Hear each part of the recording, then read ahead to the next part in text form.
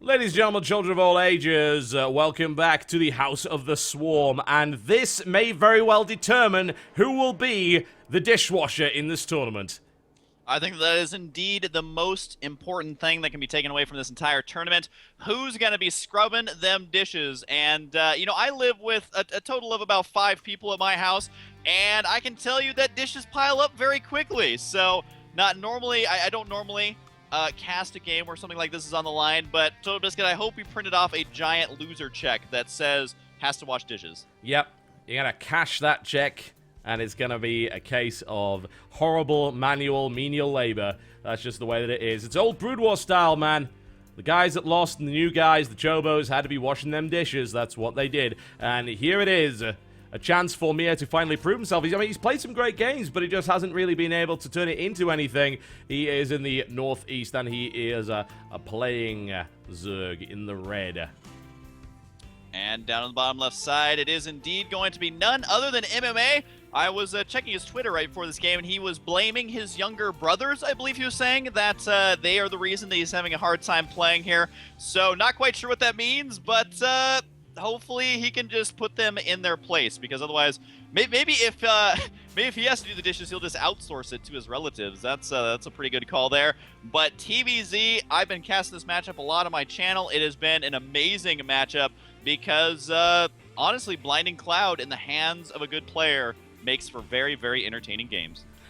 Oh, there is so much BM going in Mia's direction, man. He is getting pushed around by the other guys in the house right now. He's got to prove himself. If he could take down MMA here, that would be absolutely crazy, but this is an interesting matchup between both of these guys. MMA, really, the only game he's won in this tournament was against a proxy nonsense build by Heart. So I don't know if MMA can actually handle this. If he's going to go command center first here, I think Mia's probably got the edge in this matchup, really. The question is, can he turn it into anything?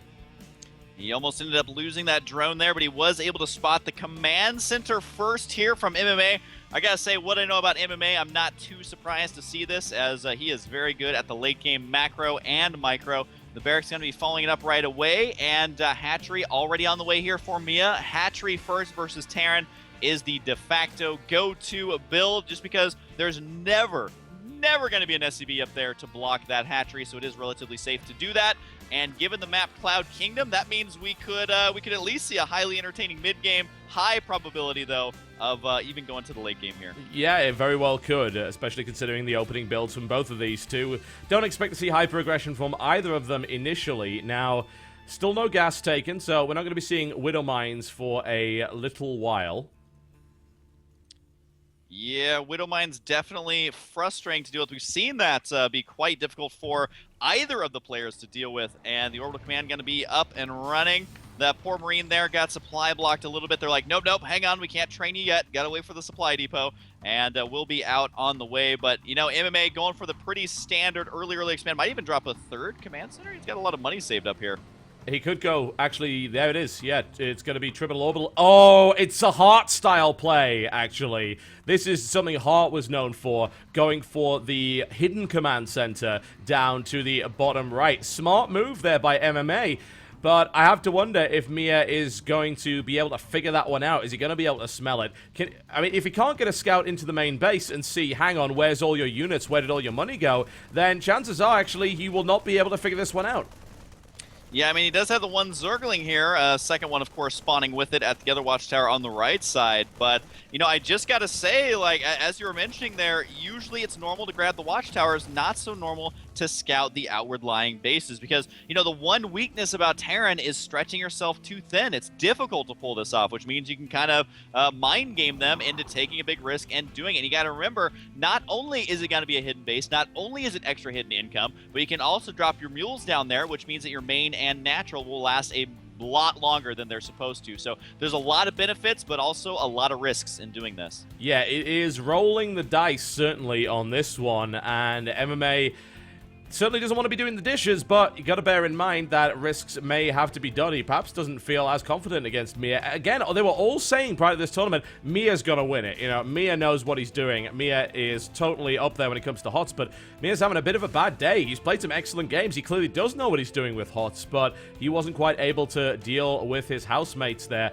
So we'll see how this turns out for him. Currently, this has not been scouted. Now, there was kind of an indicator for Mia. He could have maybe read this, but it's still not all that reliable. He went in, he saw the gas going down like 30 supply, like really, really late. So you got to think, well, why have you put your gas down so late, MMA? What happened there?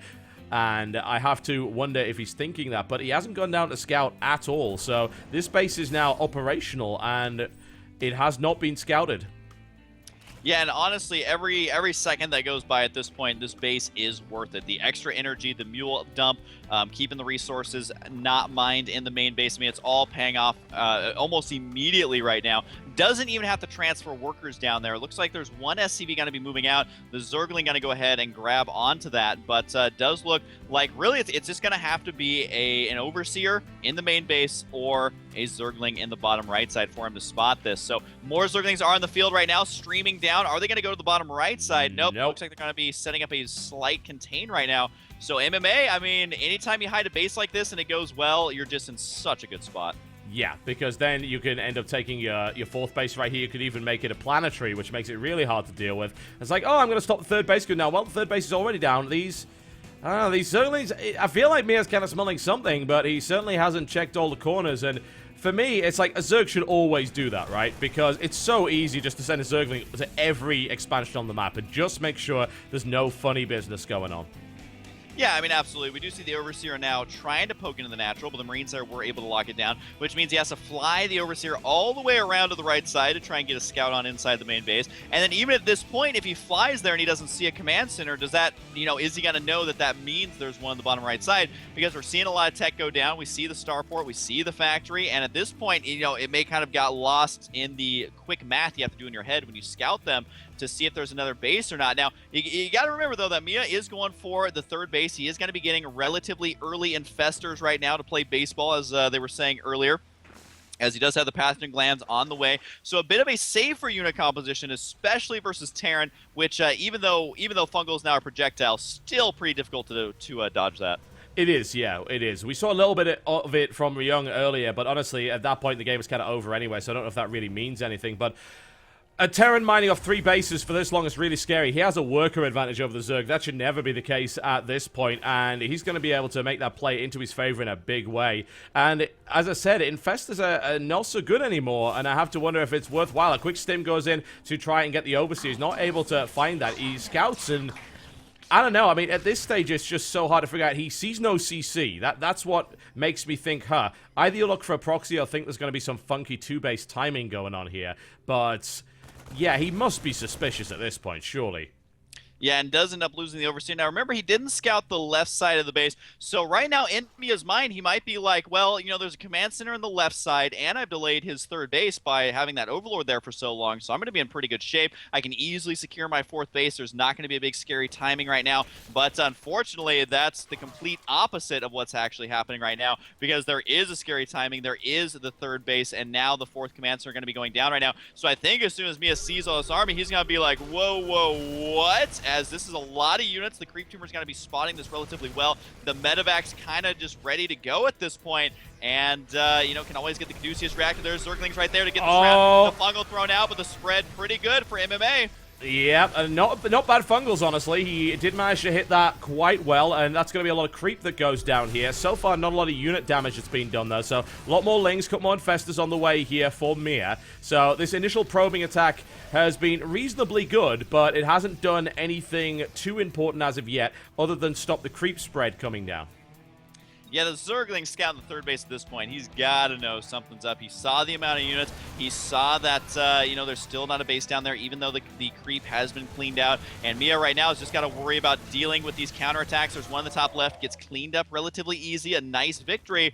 But at the end of the day, it's not enough to catch back up. There's the Caduceus reactor being researched. And again, that makes the Medevac so much more potent. And in the mid game, you know, Marine Marauder wasn't that great versus Zerg usually, but with that upgrade, it can definitely turn the tide, especially with the fungal nerf. So really, as long as MMA controls, as we've seen him control for years, then I think he's going to be able to deal with this as long as he doesn't let Broodlords get out, which are currently the tech's on the way anyway. They're on the way, man. Yeah, they're on the way. He's still on 4 bases, and even though he's had to play catch-up... Oh, Widowmine with a good detonation takes down at least 10 Zerglings there. Gotta watch out for those Widowmines. Must keep the Overseer with your group, otherwise you are in big, big trouble. And you can completely get caught out of position there. There is a stim forward just to try and pick off a Baneling, and he's able to do that, so that's a good trade there for MMA. Little bits of harassment here and there as he tries to draw his opponent out of position, make his way onto the 4th base. Mia's army is still pretty scary. It's got a good number of Banelings in it. Banelings do not have speed yet, though. Does use a fungal on just 3 Marines. Those Infestors, though, have plenty of energy to spare, but at the same time, it is getting the army out of position. You can see he attacked with just 3 Marines on the left, swings in with the right to clean out the creep, and I gotta say, MMA is all over this anti-creep, just pushing it further and further and further back every single time. The Caduceus Reactor finishing up, which means these stems are much more cost-effective there, just because the Medivacs have that much more energy to spare. Now, the Infestors could fungal here on the high ground. Can he spot it? He misses it. He doesn't lead the fungal there, and that reminds MMA, hey, you got to spread these units if you want to be effective. That you do, and MMA is totally ready for that. Down goes a fungal growth, the second one to follow that one up as well. But as you said, a Caduceus Reactor is going to give him the ability to heal up much, much faster with those fungals. Fungals now flying off in either direction, but the spread there's great. He's denied mining completely here on the 3rd base. 4th, in fact. Yeah, and the Broodlord's on the way. Are there any Vikings in sight? Nope. Just the one Raven. Remember, though, that the Seeker Missile could be very effective at dealing with those Broodlords. We do have more and more Broodlords on the way. 5 in all. 3-3 on the way for Mia as well, so definitely don't count Mia out just yet. Yes, he's behind in the supply. That's because he's taking a big risk with attack. And here comes the army up here. The Broodlord's going to be ready to tango, able to clean up this army. If MMA is not careful, he decides just to go straight for the kill. Where's the fungal? Where's the fungal? Where's the fungal? He needs one right now, otherwise he's going to lose all of his Broodlords. And that was a really, really sloppy engagement there from Mia. He lost a lot of units, and MMA is just powering forward. He's on 200 supply right now. He is, of course, powering forward on 4 bases. This hidden base the entire time has made such a huge difference, and Mia is in a hell of a lot of trouble. Yeah, Mia looking like he may go 0-4, as we can see. Even the base on the left side still taking damage. The base on the right side still taking damage. Look at the last Marauder there. You can see just how good the healing beam is. Able to keep that alive for now, but there's just battles taking place everywhere. Mia trying to get in a position here to deal with this. Even going to be sending in some Widow Mines to try and deal with the Broodlords. But right now, he's just got to sweep everything out, try and secure even a 5th base here, because MMA is just going to be relentless if he doesn't do something about his macro. Oh, Grey gets shut down right there, and only a couple of Broodlords nowhere near enough to stop this. A huge Ling run by sent all the way back to try and deal with that. The Infestors were out of position. Baneling Nest is not going to die, actually. The fungal lands right in the center here. Baneling's about to connect as well. You ain't going anywhere. Huge Baneling connection coming in right now. Significant damage done, but it might very well not be enough, because there's just so many units being produced here. MMA's macro is completely out of control here on 4 bases.